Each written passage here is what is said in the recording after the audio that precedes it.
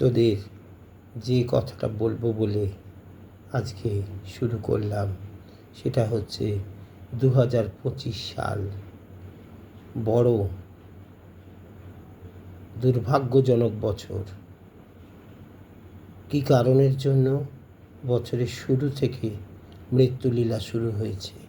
চারিদিকে বিভিন্নভাবে অ্যাক্সিডেন্টের মাধ্যমে মানুষ মারা যাচ্ছে। হ্যাঁ, প্রচুর প্রাণ চলে যাচ্ছে একের পর এক। এর থেকে পরিত্রাণ পাওয়ার উপায় বলবো বলেই সামান্যতম জিনিস এটা তোদের জানতে হবে, এতে বুঝতে হবে। চারিদিকে শুধু লোকেরা মারা যাচ্ছে আর মৃত্যুর হাহাকার উঠছে। কেন জানিস? কারণ আমাদের যে নবগ্রহ আছে, নবগ্রহ তাদের জায়গা পরিবর্তন করেছে। এই পরিবর্তনের মাধ্যমে যে রাশিচক্র আছে তাদের প্রত্যেকের ওপরেই আঘাত এসে পড়ছে নানানভাবে।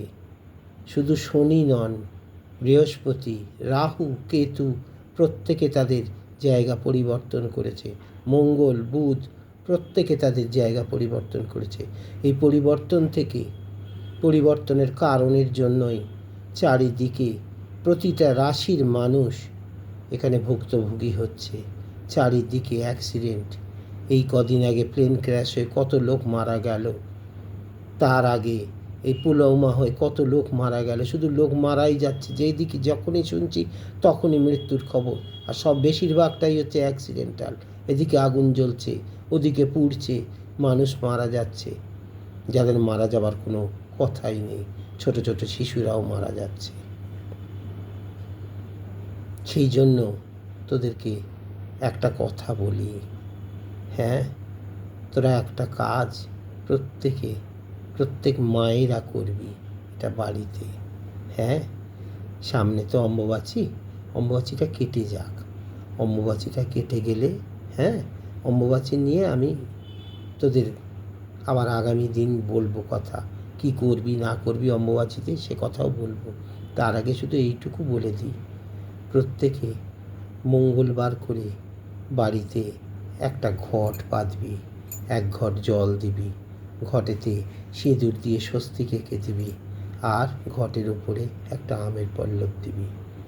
যে কেউ বাড়ির লোক যখনই বাইরে কাজে বেরোবে ওটা ঠাকুরের স্থানে রেখে দিবি।